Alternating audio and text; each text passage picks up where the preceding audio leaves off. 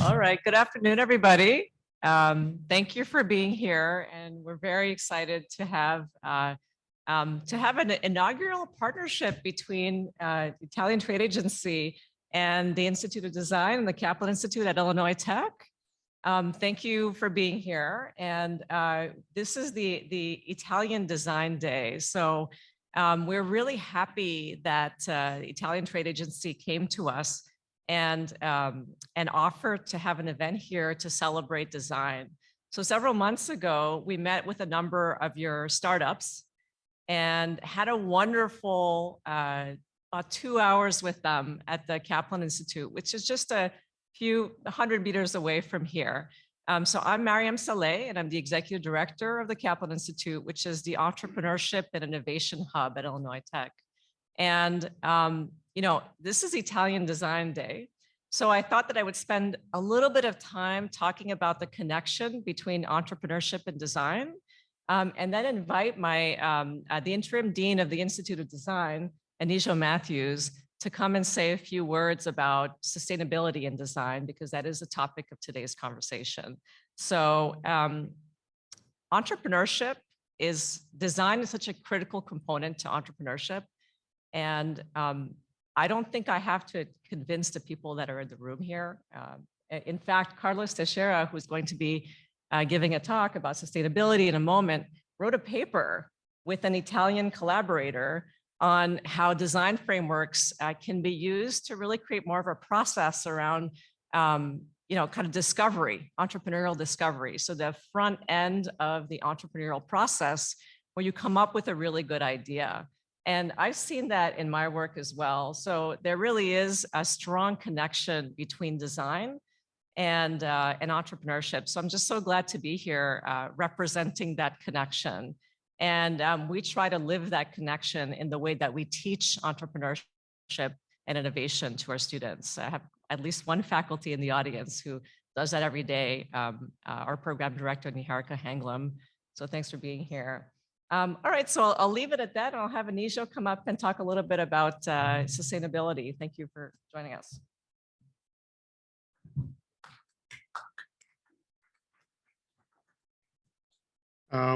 Good morning.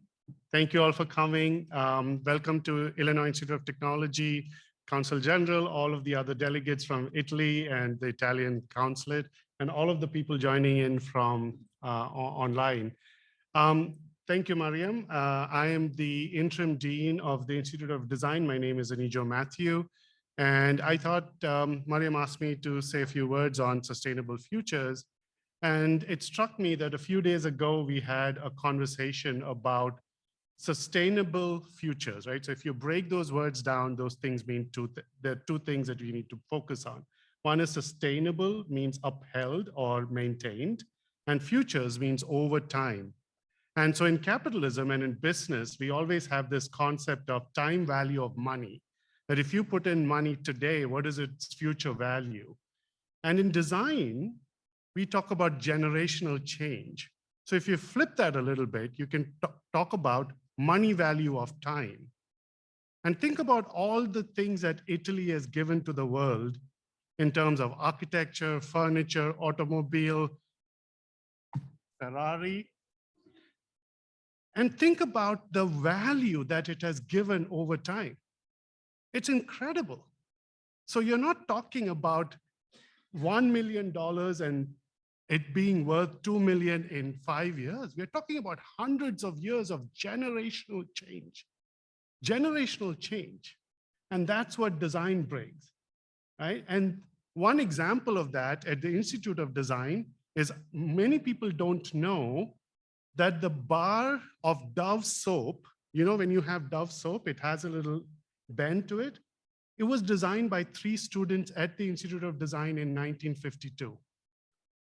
So think about that, right? Like 60 years later, we still have that. And that's the reason why a soap doesn't get mushy. Today, we are investing in that same kind of sustainable change with professors like Carlos Teixeira and Marty Taylor and Wesleyan Ashton at the Institute of Design. We are interested in systemic change, things that will make a difference to our children and their children. So in terms of food waste, healthcare systems, transformational system change in terms of governmental policies. That's where the Institute of Design is investing today. And so while we may be interested in the time value of money, we should really be interested in the money value of time. And I think that's what Sustainable Futures is all about. So welcome again to Illinois Institute of Technology and the Institute of Design and the Kaplan Institute. And we look forward to a great afternoon with Carlos and everybody else and discussing sustainable futures. Thank you.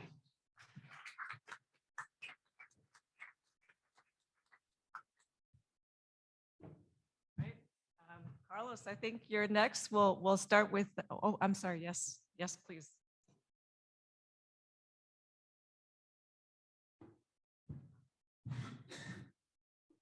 Thank you. Thank you, Director Saleh. Thank you, Dean Anicio Matthew. Buongiorno, good morning, everyone, and a warm thank you to all the participants to this event, also to ones that are connected online, celebrating the Italian Design Day. First of all, allow me to thank the Illinois Institute of Technology, Institute of Design for hosting us today. And by the way, its master plan and 20 buildings of the campus were conceived and designed by Ms. van der Rohe, one of the greatest architects and designers of the 20th century. What a perfect match to celebrate a Design Day. My thanks also to our distinguished speakers, Professor Carlos Teixeira and Professor Stefano Maffei with Politecnico di Milano School of Design and Polyfactory for having made the event possible. And of course, thanks to the Italian Trade Commission in Chicago and to its director, Marco Verna. I'm going to leave the floor to them very soon. Allow me just some brief remarks to remind that the Italian Design Day marks its 6th edition, and as the previous ones, is organized worldwide by the Ministry of Foreign Affairs, the Ministry of Culture, and ADI, the Italian Association of Industrial Design, through the network of the Italian embassies, consular offices, Italian Trade Commission, and Italian Culture Institute around the globe. This year's edition is a very special one, since it is enriched by the framework of BEAT, the first nation branding campaign ever made by the Italian government, which you can explore, among others, in the website www.madeinitaly.gov.it.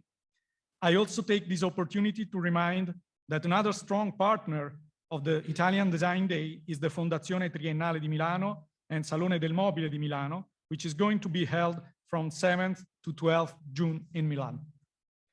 This year, the leitmotif of the Design Day is regeneration, design and new technologies for a sustainable future. Now more than ever in the last decades, we are engaged and must be prepared in recovering our economies, strongly affected by the COVID-19 pandemics and an aggressive war.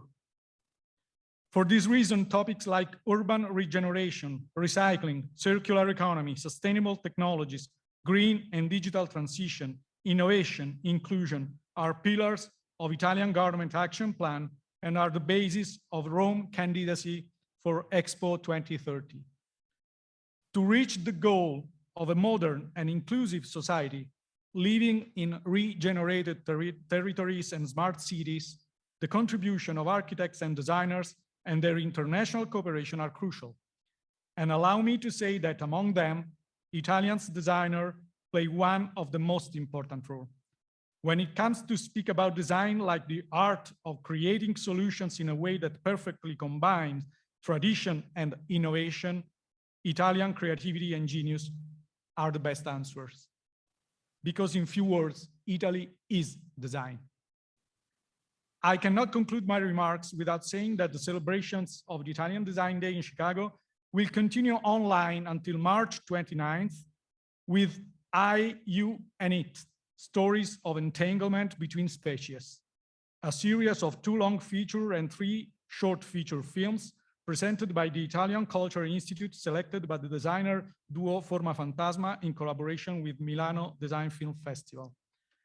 The event is part of the series Voci della Natura, Ecologies and Nature in Italian Arts, a program that throughout the year will explore the role of Italian arts in redefining the perception of nature and ecology through new and original perspective. Each movie will be available for free online streaming from the Italian Cultural Institute website. And by the way, Director Luca Di Vito is with us, and I thank you also, Luca, or social media, starting today through March 29th. So I really hope you will join all of us.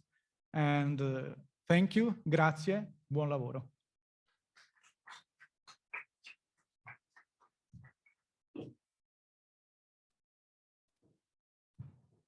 Thank you very much for those words, Consul General. Next up, we have Marco Verna. Will please come to the stage and say a few words. Thank you.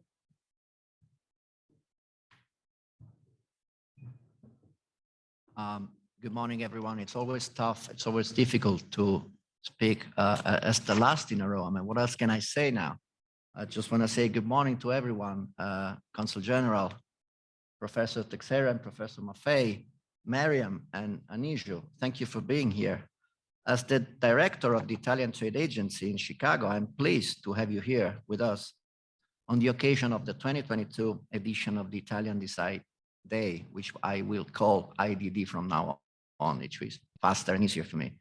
Our agency has 5 offices in the US, and believe it or not, our office in Chicago was established way back in 1971. The IDD is an annual theme-based celebration which was launched way back in 2017 by our Ministry of Foreign Affairs and the Ministry of Culture.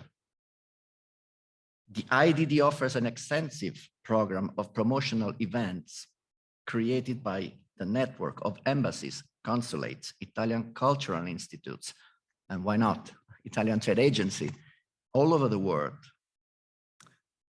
And it's an effective tool, an effective instrument in supporting the promotion of design and the internationalization of a strategic industrial sector for Italian exports. A special thank to the Illinois Institute of Technology and its Institute of Design and Kaplan Center as well for hosting us this year. Today's event is an extension of the agency's relationship with IIT, having started off last year when we brought a bunch of Italian startups over here. And this budding relationship continues today, and we look forward to future fruitful collaboration with them, with you guys.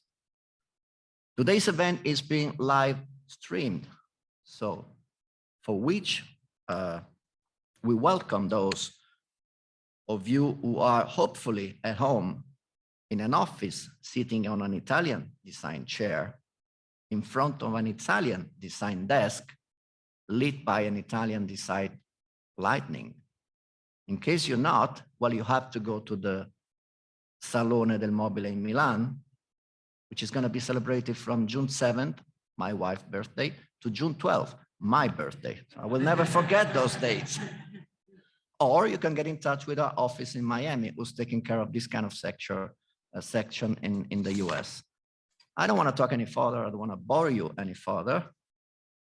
I would just like to mention that you can experience the Italian influence on design and architecture without leaving Chicago, without flying to Italy. Well, if you want to fly to Italy, you're more than welcome to do that.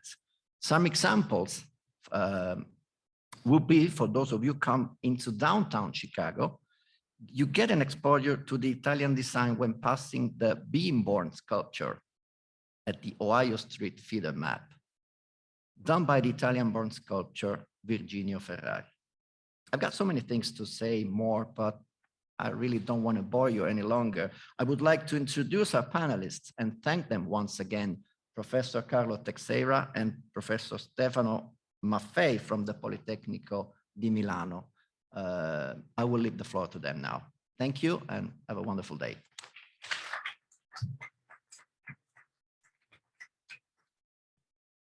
Thank you very much. Welcome, everyone. I'm Carlos Teixeira. I'm a faculty member at the Institute of Design. I'm also the coordinator of the PhD program. The PhD program in design in the Institute of Design is the first one in the United States. And I'm very honored to be the current coordinator of that program. Today, I'm here to have a conversation with Stefano Maffei. Hi, Stefano. How are you doing? Fine, thanks, Carlos. I'm here in Milan in a very, fantastic day, sunny day. So if you see sun on my face, it's just for that. Wonderful. We have a cloudy and rainy day here, but at least it's not snowing. So we are in the right path out of the winter. What I would do here is to give a brief introduction about the concept of design ecosystems, which is something very strong that we can find between the US and also Italy. And I will frame the discussion around that and how much this is a unique asset that both of those nations they have and they leverage in their economic development, in improving people's quality of life, and always leading the world in terms of innovation. So I will have this conversation with Stefano, because we would like to talk about the changes that are happening on how we are leveraging design expertise, how we are leveraging those design ecosystems that we were doing in the past and how we are moving forward. And that relates to exactly the topic when we're going to be discussing the notion of regeneration. So how design ecosystems have been reappropriated and they are being restructured to be able to lead our countries towards the future, and especially sustainable future. So I want to introduce first a key concept, which is there is an economist called Ricardo Hausmann, and he talks about the concept of economic complexity. He's someone that says that products are the intersection of dispersed and fragmented know-how. So products, they combine know-how that is fragmented and dispersed, and they are the intersection of this dispersed know-how.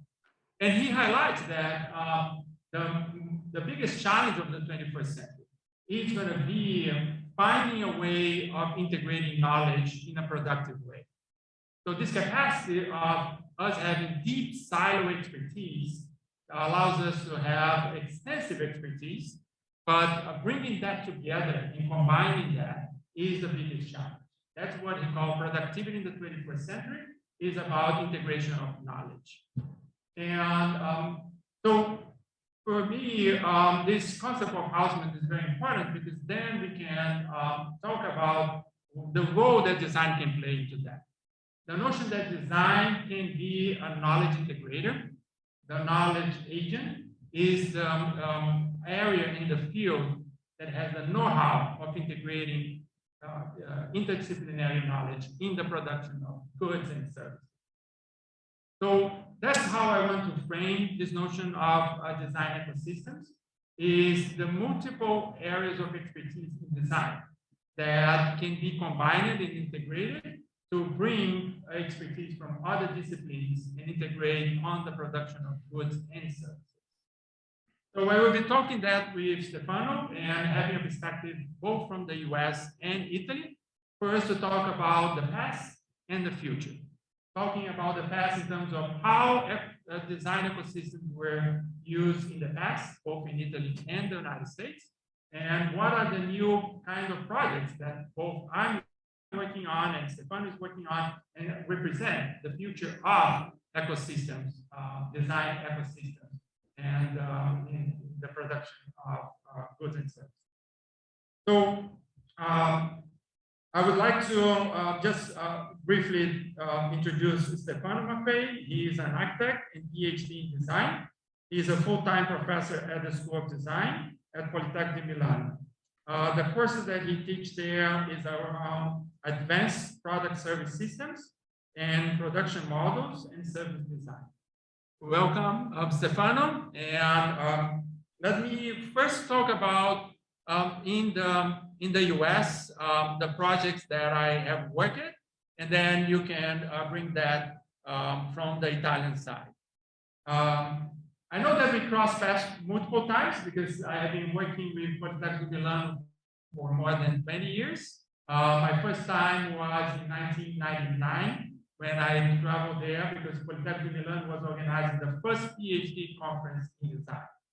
So I have the fortune to be just on my first year at the Institute of Design, and I traveled to Milan and participated in the conference. At that time, I was doing case studies about American companies, multinational American companies that were innovating on products based on leveraging design expertise. So I did that case study, and examples of case study was, for example, CT scan machines that were being designed, and the innovation was based on the technology advancement on imaging, and designers being the ones of integrating these expertise from different technologies into products, and also thinking about the user experience related to those technologies. So the beginning of this notion of the human-centered design around design and new technologies. So I did those case studies, and by the end of my presentation in that conference, Ezio Manzini, one of the key professors at Politecnico di Milano, came to me and said, I have a student and I want to connect with that student, and it would be great if the two of you can work together. And we'd like to bring her to the Institute of Design in Chicago, and the two of you can collaborate. At that time, Paola Bertola, who's going to be in the Italian Design Day in Los Angeles, she was developing case studies on her dissertation about the products that were referenced here. So we're talking about the design milieu, the design industrial cluster around Milan, and the network and the design ecosystem that existed there. So the design of lamps, lighting, and many other products. So we compare the case studies, and that's where we came with the concept of design as a knowledge agent. Design as a knowledge broker that brings the network of designers that is distributed and fragmented to collaborate on the production of goods and services. And how critical was this ability of working in networks and integrating the knowledge through design. So that's the work that we were doing. And as you can see, the main point there that we were very much focused on products and services at that time, and the design ecosystem. They were designers, architects, engineers, business that were, and also media, all integrated to be able to produce that kind of innovation. So I'm going to pause here and pass to Stefano and ask him to give a brief story about his work in the past 20 years around this design ecosystem. So you were in Italy, you were in Milan, and what can you tell us about your experience at this field? Yes, thank you very much, Carlos. Thank you very much for inviting me. I want to thank the Italian Trade Agency and the Italian General Consulate for having that. Yes, you started introducing this idea of design ecosystem. Just to say, I'm in Milan. That is just probably the best example in the world of a design ecosystem in which you could find all the ingredients that connect the ideation phase of a product or a service, and we will discuss later also of a policy eventually, and the other part of the system that are the production or the productive part. So just to say enterprises or the intermediaries that are working in that connection.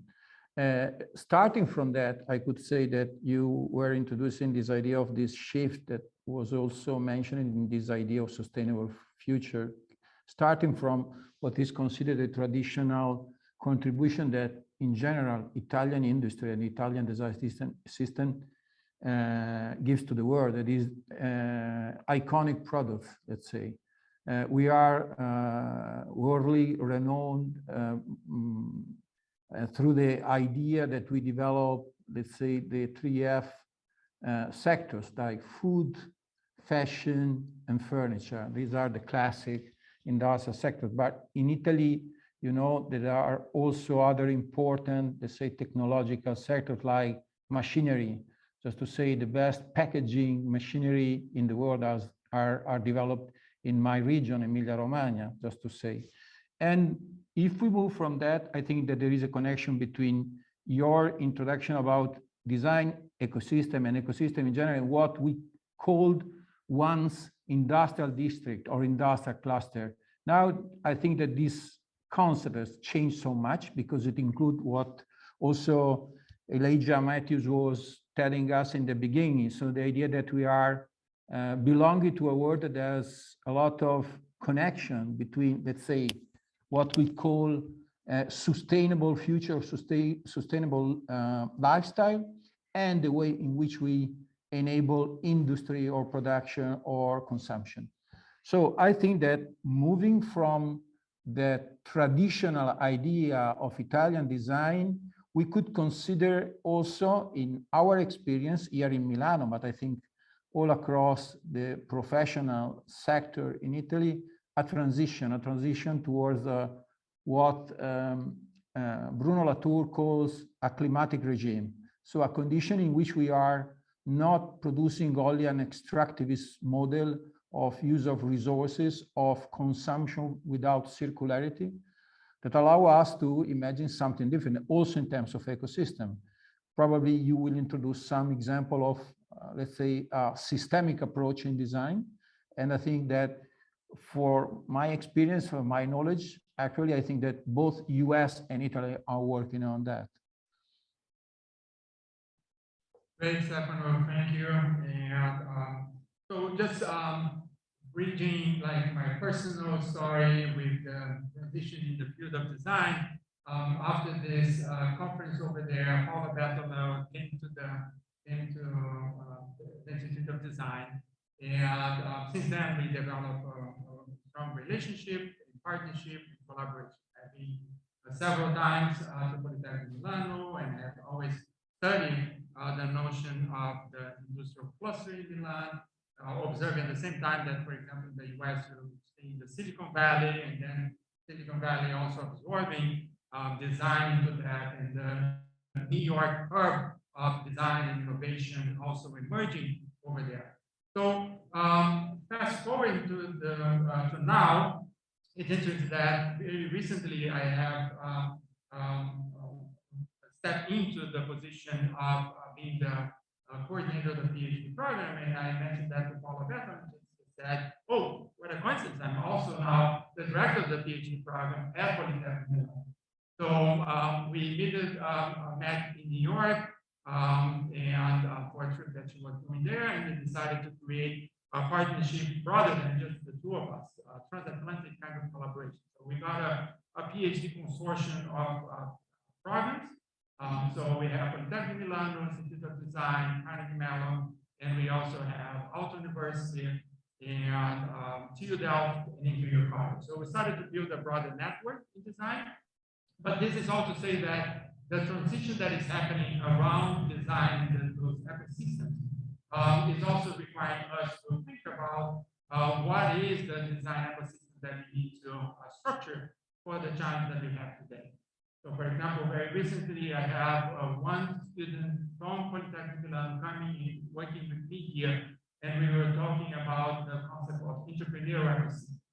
So we are entering the phase that is not just the entrepreneurial innovation that's going to work, but how companies and organizations, they come together to develop innovation. Because now innovation has to happen in a more systemic way. So when we move to innovation from products and services, and we start to think about innovation in terms of systems, we need to think about ecosystems in a different way. We need to think about ecosystems of entrepreneurship, ecosystems of different areas of expertise. And because we are talking about systems, innovation also needs to happen at the product level, but also at the industry level as well as the policy level. So we have to start incorporating policymakers. We have also to bring the new areas of expertise in technology, such as computation, to develop intelligent futures. and areas of environmental science be able to design sustainable future. So the ecosystem now is expanding, and design also expertise needs to expand, but we still have the same challenge of bringing together this expertise to design. So recent work that I have worked on, and we here in the Institute of Design, we got the Fast Company Award on world changing ideas. It was on the project of food systems, where we changed the notion of designing food service and products and designing nutrition, like thinking about the life cycle of nutrition and how that can improve the well-being of the entire population. So we were thinking about nutrition from the beginning to the end, and how we design the entire system that thinks more about nutrition rather than just food. So this was a project that we were designing that incorporated the issue of sustainability, issue of equity, and also the issue of computation intelligence. So these are the new type of projects that we have been working on. And we are in the early stage of thinking about how do we restructure the design ecosystem that is going to be working in those areas. What are the new areas of disciplinary expertise in design that's going to be incorporated, and how we integrate them in a productive way. So those are projects that we are working now. Stefano, if you could talk a little bit about the project that you are working on your side, that are now more system related than products and services. Yes, just to make a connection with your introduction, I think that when you were mentioning this idea of entering the, say, systemic area, I was thinking about the fact that this world crisis has taught to us that we are living in a ultra interconnected world, and we have to deal with this interconnection, because a lot of the things that coming from your initial statement, so starting from the product dimension that and moving towards a service society, a service dimension, and eventually a policy dimension that could really regulate this development, means also that we have to understand that we have to build anti-fragile system. We have to understand that we have to put again the design perspective into the idea of something that could really develop in a free way.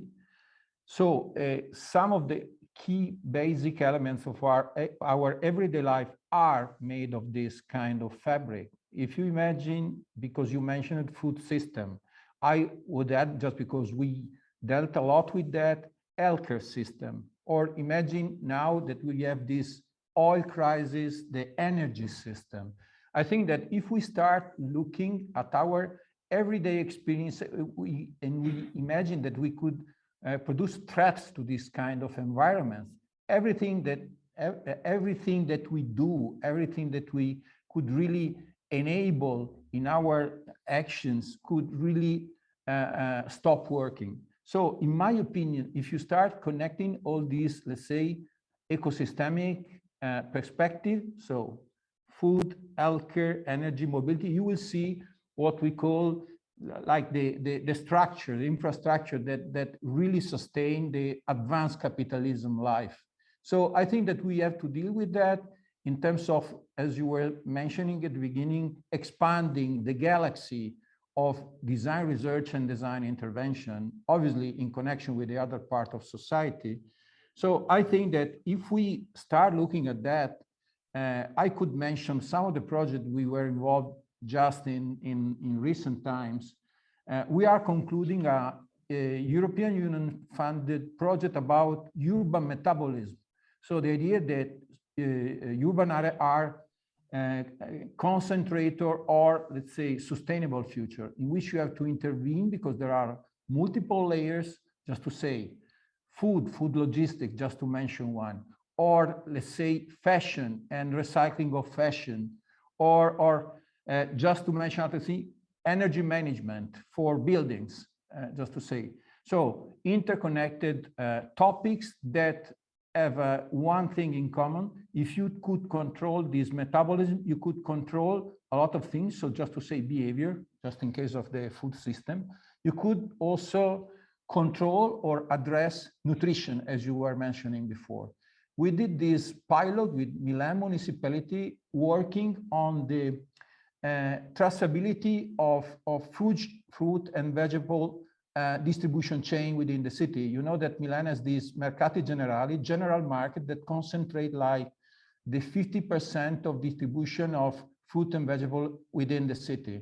And then we acted with the Comune di Milano, Milan municipality, to trace these streams of materials, of goods that are fruit and vegetables between the general market and the system of municipal covered markets. There are 23, like in Barcelona. They are a powerful infrastructure, not only for selling goods, but also for education, because they are really within neighborhoods. So they could really enable, let's say, an educational approach, not only a buying approach, so to say. And we developed this blockchain-based system together with one of the most important Italian company that provides foldable crates for transporting that with RFID technology. So we developed all the hardware infrastructure and a digital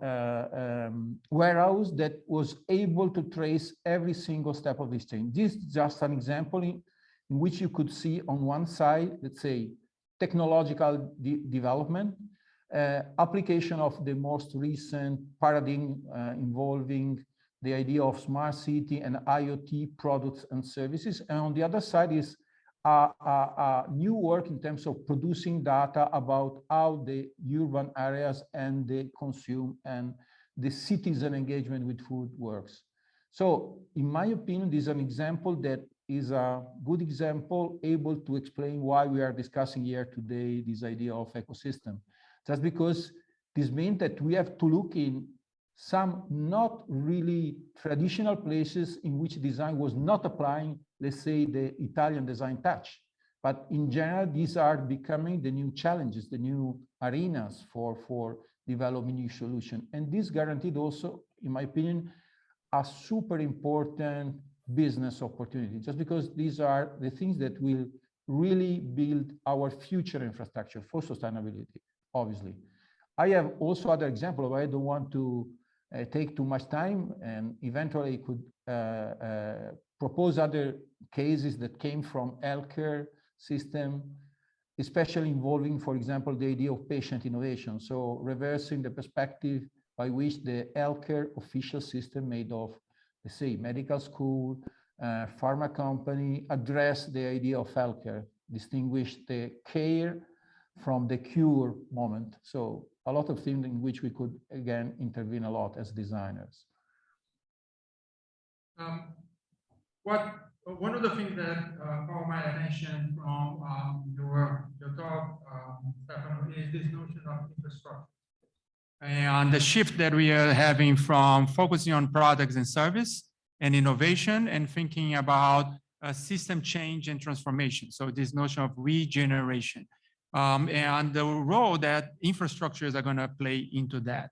So when my interpretation of infrastructures here is this assemblage of this material assemblage of people and things and the unique ways that they connect and they live their lives. So if we are thinking about futures that are going to be sustainable, equitable, and also intelligent, we also have to think about the new arrangements that we're going to put together in terms of product, service, and the way that people interact and live. So I've been working a lot with this concept of infrastructures because it moves us to think about all aspects of design, product, service, communication, also the part of related to computation, so algorithms and how they also bring data and intelligence into the design of our innovation. One project that we have done recently here, just to cross different industries, You were talking about food, and I was using the example of food. You started to mention health. One of the projects that we worked here was on energy transition, thinking about the transition that it's possible moving from the current paradigm where we just consume energy and moving to the paradigm where we all can be producers of energy. We all can produce renewable and clean energy. For example, solar energy and everybody at home being able to produce their own energy. That changed the paradigm because now suddenly everybody's a producer and a consumer. So you can have local economies like the Illinois Institute of Technology is pioneering on microgrids that allows us to develop local economies around energy production consumption. So our project was exactly like, if we take the concept of the microgrid, how we transform the microgrid into a civic infrastructure. How do we now allow entrepreneurship, resilience, local economy, equity, so inclusion into the local economy. So this is a project that we have worked that cross different industries. But what is common there is this notion of infrastructure. And what also I see in common, Stefano, when you're presenting, is the strong belief that market economies and corporations, they have a strong role in this process. So the belief that we are not just working with innovation, but we're working with corporations innovation, market-driven competitions. Like the notion that we're going to have to intervene in infrastructures requires us to really think about the scale of the intervention that we are doing. And that's going to happen by large-scale organizations that can make that kind of change. But it's not corporations alone. They need changes in policies, changes in incentives. And so this integration of government and corporations together with the design field is a very promising direction to take. So, Stefano, I want to shift to question and answer, but just want to, if you have a few comments on the notion of infrastructures that you would like to talk about. Yes, thank you. I think that here in Europe, we are discussing also through this new protagonist of European research that are the KICs, just to say the climate KIC or the mobility KIC. It's a new way to shape public and private collaboration dedicated to what Mariana Mazzucato calls mission-driven innovation, in which you have tasks in terms of, let's say, achieving results for our sustainable future. If you take that perspective, there are discussions, for example, on how we could consider cities as an infrastructure. So we are starting considering all the resources, all the entanglements, all the protagonists, all the resources as a service. So is infrastructure, meaning city, as a service. And you imagine that you could, let's say, orchestrate all these elements to produce something that is a dynamic ecosystem that is moving together towards a direction, a mission that could be defined by this broad range of stakeholders, so both private and public. Also, the mechanism funding are shifting toward this idea of participation, so risk also from the private side, so just not assisting companies, giving them money or, let's say, in-kind resources, but ask them to risk together with public partnerships in developing new ideas for products, services, again, perspective together. So I think that we are totally on the same page on that. And I think that probably US is also better placed in another important part that you mentioned before, and in Europe is considered, but I think we live in a different regulation. So this data layer, because I think that the novelty in this is that design has to deal also with this kind of new environment that is always present in our research.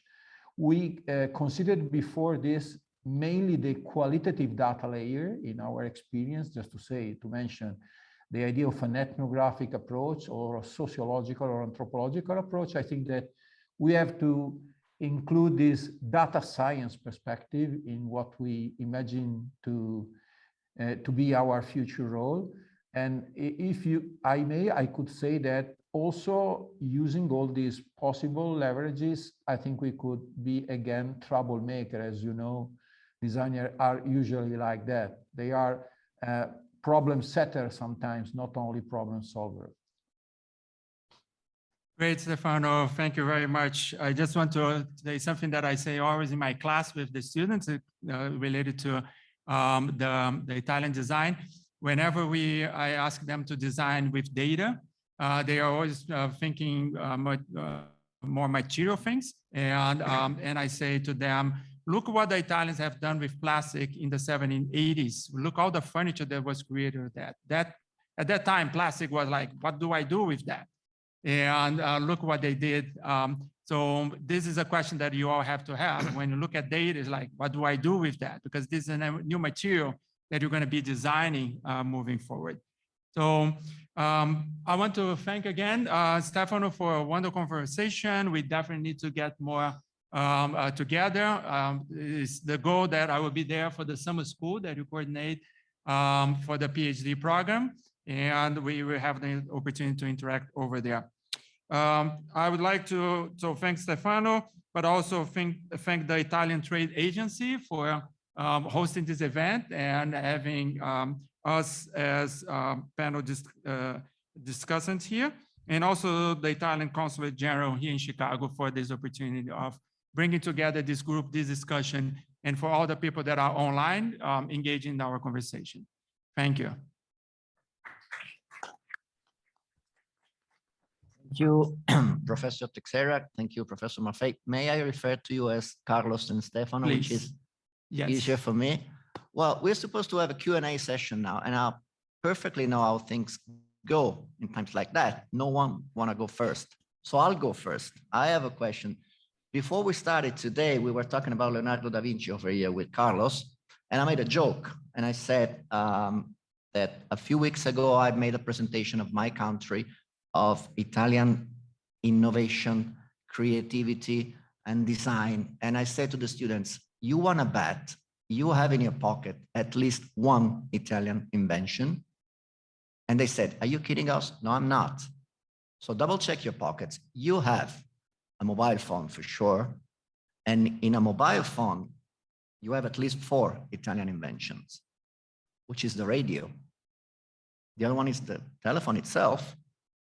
Third one is plastic. And the fourth one is the MP3 codec system for music. So I get to the point.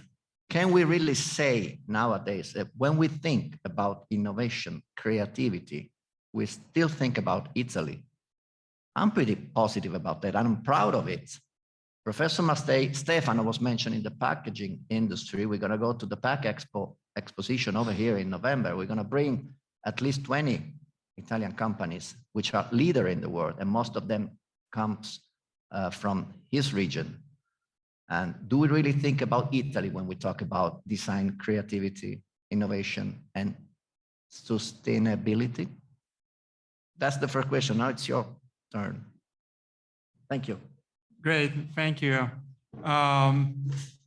The joke that I was saying about Leonardo da Vinci is that when he was applying for a job for the Duke of Milan, he wrote a letter. And in the letter, this was time of war in Italy. And so Leonardo da Vinci offered his service, and he wrote a letter to the Duke saying, by the way, I can be of your service, and here are the things that I can do. And he listed around 10 things. All those things were military engineering, military expertise that he had, he could construct for the Duke of Milan, because this was a time of war. And he ends his letter by saying, by the way, in time of peace, I also know how to draw, paint, and do sculptures, okay? So he was like, so I always talk about this notion of design, not as an individual single expertise, more as a design capacity, a competence. So this notion of competence is something that is the know-how. and it can be embodied in people. But as Leonardo was saying, it's like I can activate the know-how of doing military engineering or being an artist. And I would expand that to the notion that this competence is distributed among multiple people, multiple organizations. It's something ephemeral and tacit, and is not something easily quantifiable. So when we are talking in the past about like the industrial cluster in Milan or the Silicon Valley and the role of design there, we were thinking about geographies. So the notion that can we talk about Italian design still these days? At that time, the way that Italians would sign their project was the notion of made in Italy, okay? The notion that you can position into a geography the design of something. And, but now what you see is that you cannot position that in a geography anymore, but you can allocate that, you can identify the know-how that is generating this kind of expertise. So I think that the Italian design is now distributed around the world and highly connected. You need leaders and experts that can bring together this kind of expertise. So those clusters and those networks, they are now distributed. And as I mentioned in the beginning of my lecture, the biggest challenge today is how to integrate them. So yes, I believe that Italian design is extremely important and extremely active these days, especially for all the areas of sustainability, equity, and also intelligence. But the challenge is, where are these areas of expertise and how can we integrate them? I think that's the challenge of today. Stefano, you have a comment on that? Yes, you did my work, so I'm really satisfied. But just to add something, I could say, just making example that we are working with a small but important Italian company that is producing sofa. It's a very famous brand here, and they decided to go circular. So they are trying to adapt what was their traditional product, where all across the world, in something that could be adopted in 10 years.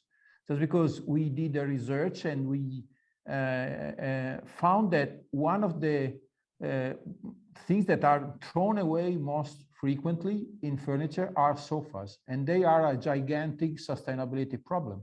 So we are working with them both in developing new service strategies, that's just to say maintenance, that could really extend the life of that product, or upgrading, personalizing thing that has a value, an aesthetic value, a memory value, just to say, or remanufacturing, substituting parts, just to say. And these are opportunity for business, sustainable business, that goes through a new kind of research. So we are also working on developing new materials for the sofa, just to substitute the old and not so sustainable polyurethane foam, just to say one.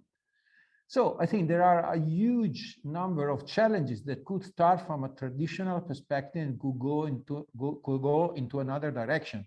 Look at what is really already explained in IKEA sustainability report. It's public. You could see there. They are imagining, just because they are a corporation, to be in another place in terms of industrial production in 5-10 years. So we have to consider that. So I think that we could also use our creativity not only to invent new shapes or new uses, so meanings for everyday objects, but I think we could intervene also more in depth in understanding why we don't have to use an extractivist perspective to do that. We have to keep things in use, as Ellen MacArthur Foundation says. We have to consider energy cycle, not only in production, but also in the disposal part. It comes from Buckminster Fuller, who was saying that like at least 50 years ago, 60 years ago. So we know it. So we have to apply this, and it will be an opportunity both for designers and for the enterprises to do that.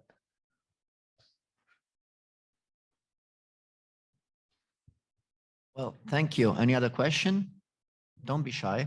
Oh, Miriam, thank you. Can I take it off and bring it all over the place? Did I break it? No. There you go. Thank you very much. That was really wonderful. Carlos, you're speaking my language. Stefano, thank you for your comments.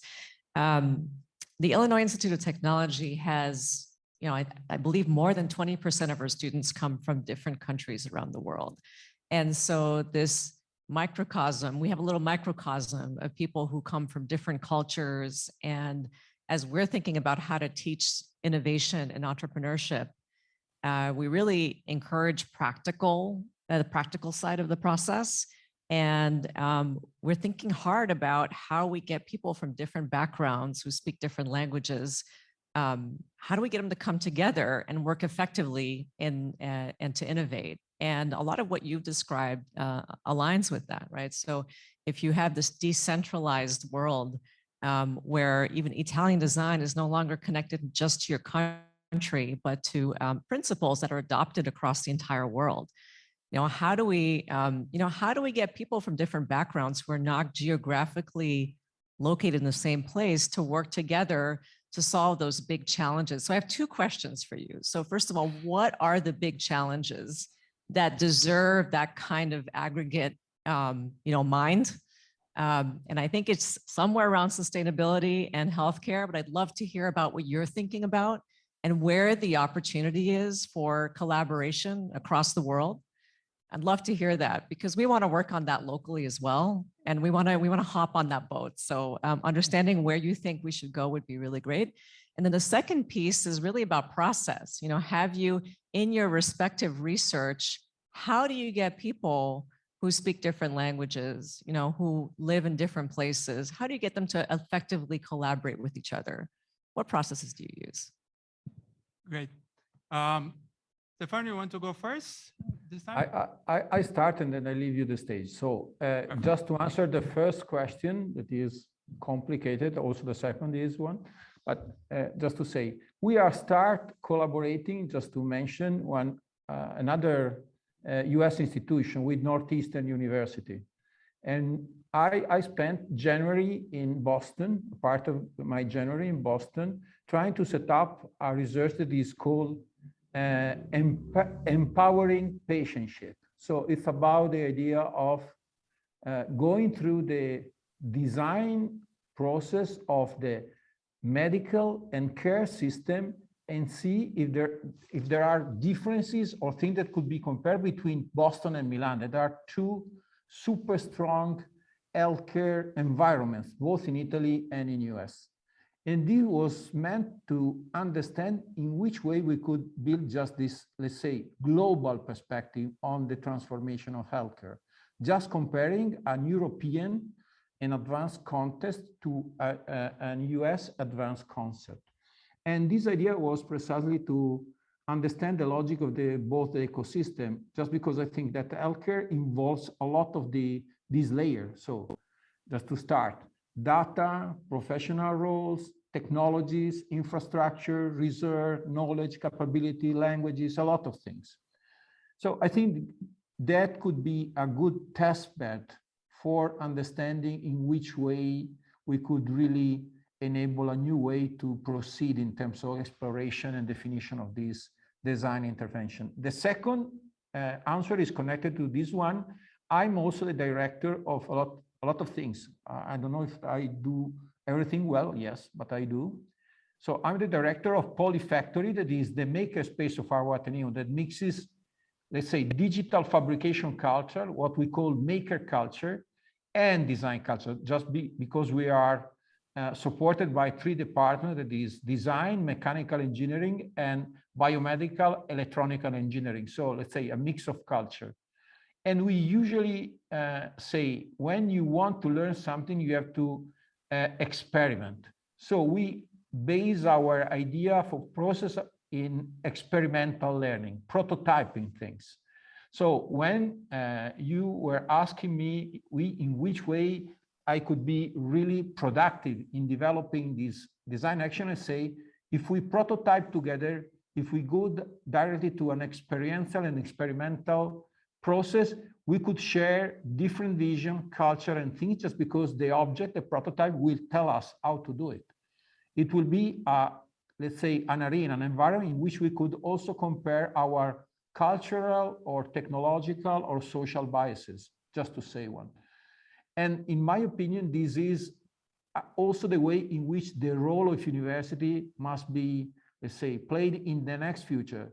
I'm the delegate of my department for the so-called third mission, the relationship between the action of the university and outside, let's say, the municipality, the state, the region, the other universities. So I think that doing this experimental intervention, doing these prototypes, we have to intervene directly in society. This is not the usual attitude that universities have. So I think that all these things combined produce a quite different approach from the usual one that was, let's say, the horrible word academic. So within the academy, close within the academy. Thank you. I would just add a little bit to what Stefano said. I agree with what you say. I'm going to just reinforce some points. I believe that the mode of collaboration these days needs to shift from a traditional mode where everybody was racing to be the best. So this whole notion that we are the best on that, we can do that best. There is so much complexity and the knowledge is so distributed and needs to be integrated that for me, the challenge now is about how do we build several centers of excellence. So for me, the notion of collaboration is how can we become one of the centers of excellence and then collaborate with other centers of excellence. So this notion that there are multiple ways of integrating design and doing design as ecosystems, that the important thing is that we build a level of excellence that any corporation, any leader, any government can come to those centers and say, I have this kind of problem, can you help me? So the confidence that they would work with you, not knowing what is the solution, but knowing that you have the excellence and the expertise to be able to tackle this kind of challenges. In terms of the challenges, I strongly believe that most of our infrastructure, and that I'm coming back to the infrastructure, was designed for the 20th century. They were the result of the transition from the 19th to the 20th century. So they were all around mass production, mass consumption. And that's a model that needs to be redesigned. So infrastructures around mobility, healthcare, education, energy, all those entertainment, all those things that were mass production, mass consumption. And we are starting to see in media, in mobility, in healthcare, how all those things are kind of being disrupted. And we are still trying to fix them, and they are not fixable. They need to be reinvented. So how do we transition from the 20th century mass production, mass consumption infrastructures to the sustainable, equitable, and intelligent infrastructures of the 21st century? So I think those centers of excellence, they need to be around that transition. The last question about how do we make them speak a common language is exactly what Stefano said, prototyping. Design has this unique ability of the making, of experimenting, of exploring, of ideating, and through materiality. So one of the work that we do here in the Institute of Design is this notion of prototyping large-scale transformation, prototyping infrastructures. And how do we bring data algorithms into material existence? So this notion of material algorithms that we can design into products and service, and they are experiential. They are not just an abstract thing that exists in the cloud. One example of that is in that project that we worked on, energy transition, where we started to think about that gas stations are going to be something of the past, the moment that anyone can produce energy and sell their energy in front of their door. Gas stations is something that's why we need a gas station. That's the model of the mass production and mass consumption. And I just saw one student send to me an article talking that Starbucks now is serious considering being the charging station of the future. It's like, yeah, it makes total sense. Okay, people will stop for the coffee and they will charge their car. They don't need to go to a gas station. It's not like the principle you go to the gas station as you are charging, then you take a coffee in those convenience stores. It's the opposite. Like charging your car is going to be everywhere. So this is the shift that I think that's gonna that needs to happen. And we are at the Institute of Design trying to build our ability of prototyping infrastructures. That's the next challenge that we have to work on. Carlos, question here. Good afternoon, everyone. My name is Emanuela, and I'm a student from the Institute of Design. So I recall even before I came to the US, so I'm originally from Nigeria, and growing up, I had been exposed to like a lot of Italian products. So I remember like my father would only get Guzzini trays, while the rest of us had like the plain trays, and I didn't get it. But right from childhood, I had been exposed to Italian design. So I'm curious, well, not just Italian, but you know, made in China, made in Thailand, made in. And so I remember growing up, and one of the reasons why I switched to industrial design, asking my parents, so like, where's the product that is made in Nigeria? Where's the product that is made in Africa? Which part of Africa? So I guess all of the stories to ask, what would you define as Italian design? And sort of how did Italy become synonymous for good design? Because it wasn't just while I was in Nigeria, but even coming to the US, talking to a lot of design professors, they would always say, you know, I studied in Italy, I had an Italian business partner. And so like, how did you guys become synonymous for good design? Yeah. I will let Stefano start with that, and then I can. Thank you, Carlos. Yes. I think that I could recall the initial thoughts that you were introducing at the beginning of the conversation when you talk about the concept of milieu. Okay, so an environment. I think that there was this flourishing of, let's say, good product design, and this idea that these products were spread all across the world, bringing with them this idea of identity, of Italian identity, that were born by, let's say, Italian quality of life. It was designed following, let's say, the master trajectory. I mentioned, just to say, Achille Castiglioni or Ettore Sozzas. They were part of this idea of an Italian lifestyle. So they were not designed only by the protagonist or by the designer, but by the interaction that these objects were playing into everyday life of the Italian community, Italian environment. You could say that Milan is the design city because you could really breathe design, because everybody there is a huge part of what we call before design ecosystem that is really living just beside you.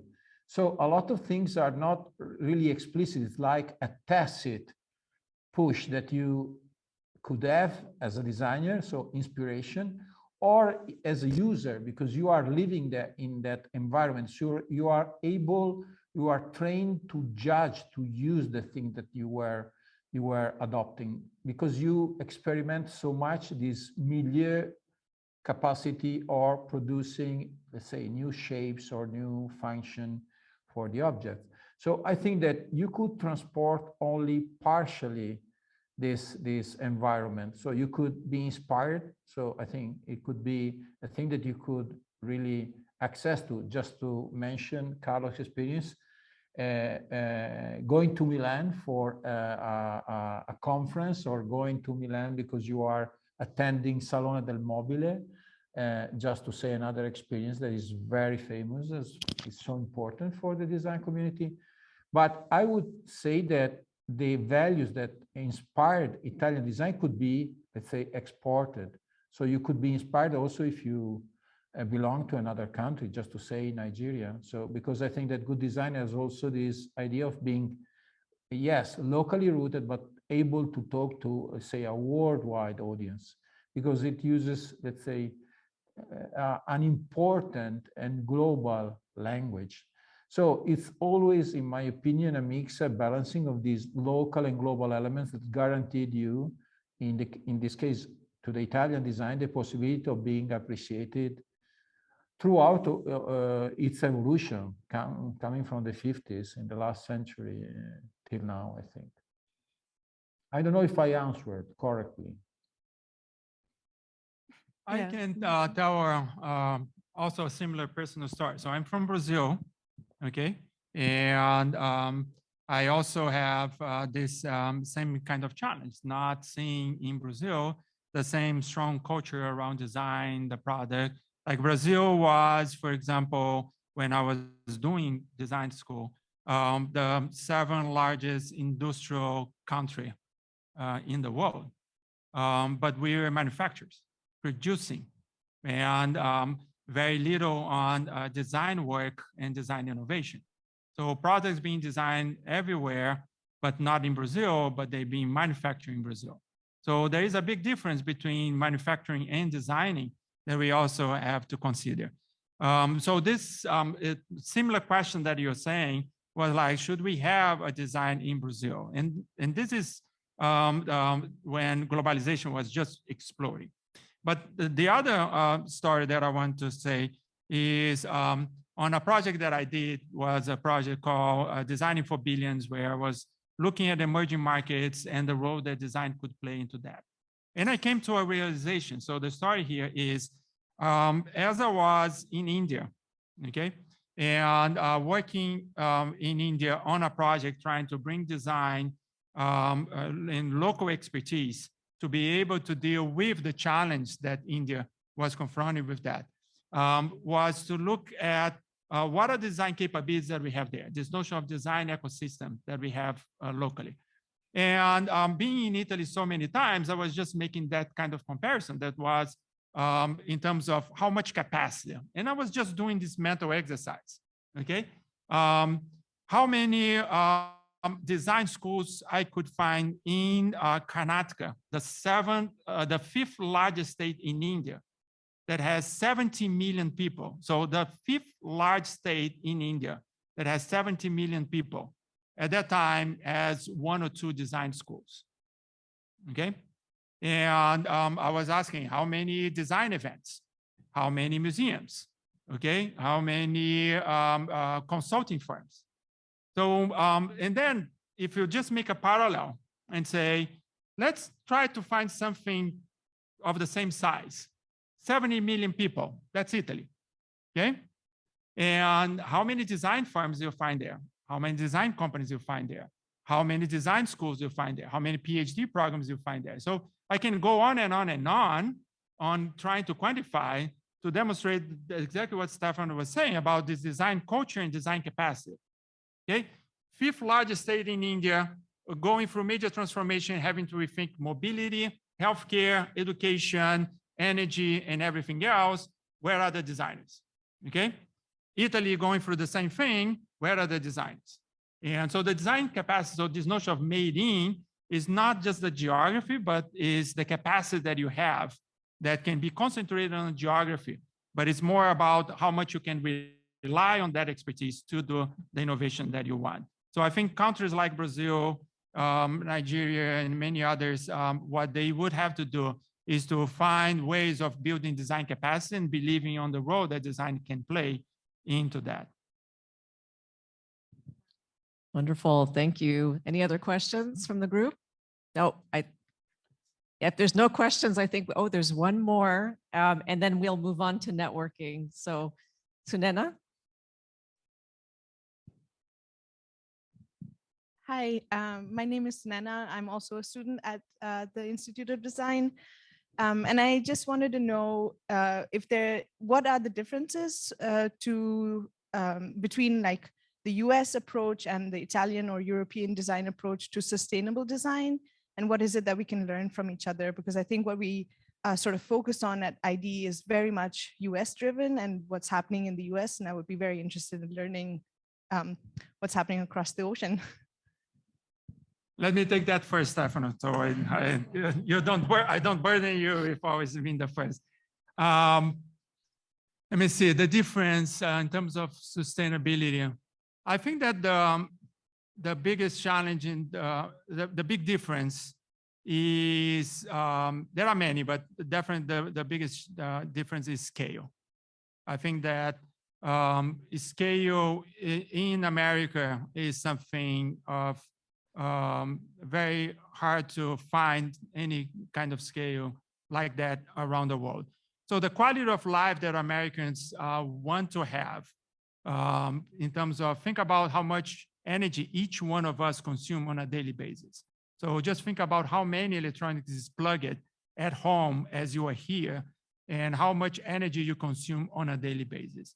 So as we create this standard of material goods and material life and consumption, we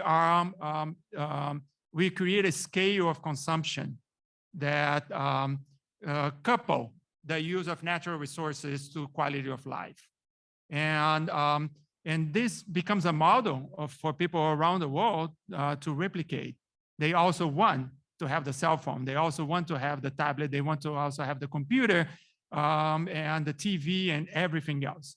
So that standard of living that equals material goods and services that in our daily life is a scale that is, and that's what drives the market also. So there is a kind of economics into that, and there is also the quality of life. So we need to decouple this quality of life from the use of materials, and that's a very hard thing to do. I think that Italy and many other countries are also trying to do that, but the scale of things here is something that, for me, is the biggest difference. Whatever we have to do here, we have to do on a scale that is not easy to be solved. So those infrastructures, they need to be really redesigned at a very large scale. And the good thing is that if we can make it here, then many other places will follow, because we can find a solution that can be replicated because we found a scale for which that can be made. Many other places, they find a solution, but then cannot be scaled other than their own context.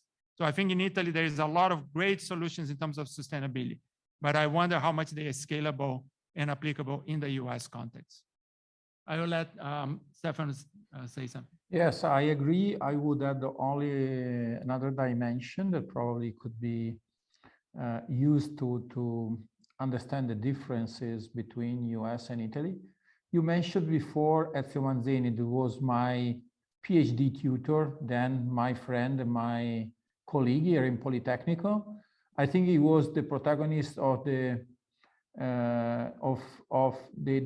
evolution of the concept of intervention in society, what we call now social innovation. He was one of the masters that was working on that, starting from the definition of the shift from a society based on product and society based on services.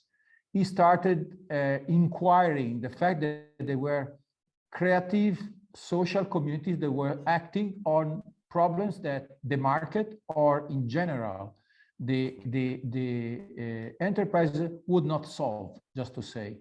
And starting from that, he developed this framing of bottom-up innovation, what we call grassroots innovation now, no? Okay, or social innovation. And this is one of the most important complementary strategies to develop sustainable future and solution. Imagine, again, caring services, education, all the things that in a neighborhood could really make the difference in terms of quality of life. And they are businesses, just because they are intangible services, but they are business. So developing also this kind of community or social-oriented economy is, in my opinion, one of the tasks of a sustainable future that we could imagine. And I think that in Italy, due to the social structure, social infrastructure, this is, in my opinion, more possible, just to say, because as you, again, mentioning Ezio Manzini, he talks about cosmopolitan localism. So being connected to a worldwide vision of what sustainability is, but acting locally through direct action, prototyping again. So I think that this is a thing that could be, again, imported in US, or you have example in urban areas, in Chicago, I think, or New York, or Boston, or in this kind of very active and advanced environments. Probably this could be a strategy that could be an integration to the other strategy that you were mentioning before. So I think that we have to act on both, on what, let's say, more, let's say, tangible one, and an intangible one that is connected. It is this made of social innovation that we could put in the system. Thank you, Stefano. Actually, that resonates with everyone here. So as you know, we're situated in Bronzeville, and there's lots of room for improvement and economic development just around our campus.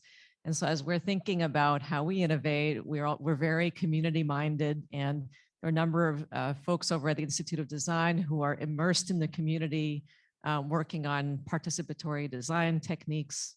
And very much doing what you just described. So nice to hear that's coming from you as well. So we do have one more question online. However, we're a little short on time. So the student is an ID student. So if you're listening, we'll copy your question, and we'll see if we can get it addressed offline, because we should move on to networking. But first I wanted to thank the Trade Commissioner, Consul General, Carlos, Stefano, thank you so much, and other distinguished guests. Thank you so much. This was a wonderful talk, and we're looking forward to continuing the conversation. Thank you. Thank you. Thank you very much. Thank you for inviting me, and have a good networking period now with a glass of wine. I hope Italian one.